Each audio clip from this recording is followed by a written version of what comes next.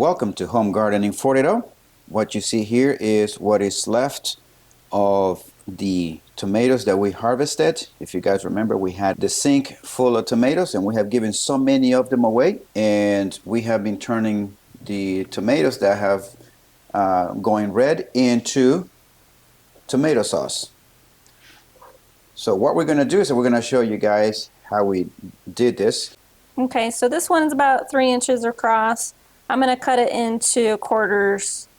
So you want to pick a heavy bottom pan. We're using this enameled cast iron pan because this is a non-reactive finish on here. Tomatoes are very acidic and you want to be careful what kind of pan you're using. You don't want to use an aluminum pan, it'll etch into the aluminum. I think you could use a stainless steel, but I would prefer enamel cast iron pan for that reason. For this size pot that is full, this is 7 quarts, I'm going to add 2 tablespoons of this lemon juice, and then we're going to turn the heat on. Every 5 or 10 minutes you're going to just give it a quick stir. You want to get the tomatoes that are on top around to the bottom so they start to get their juices flowing as well. Then what I am going to take is my immersion blender and blend it up. If you don't have an immersion blender, you can use a regular blender.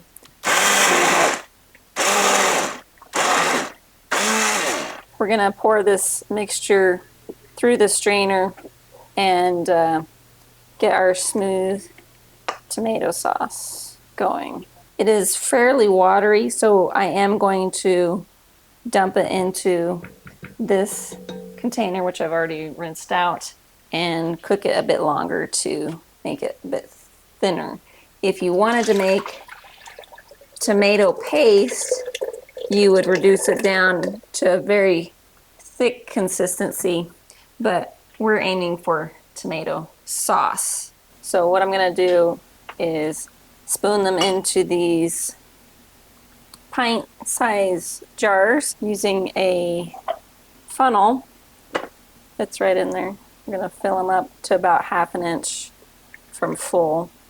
We're just doing a 10-minute hot water bath and then they'll be done. We'll just make sure that they're sealed at the end. Okay, so it's been 10 minutes. This is where you really need the jar lifter. Pull these out.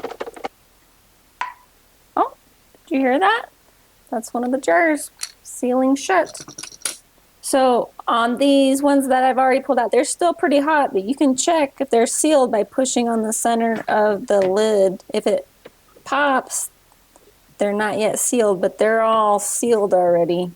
And so is that one, and it looks like that one is too. So that's how you do tomato sauce when you have a bunch of tomatoes.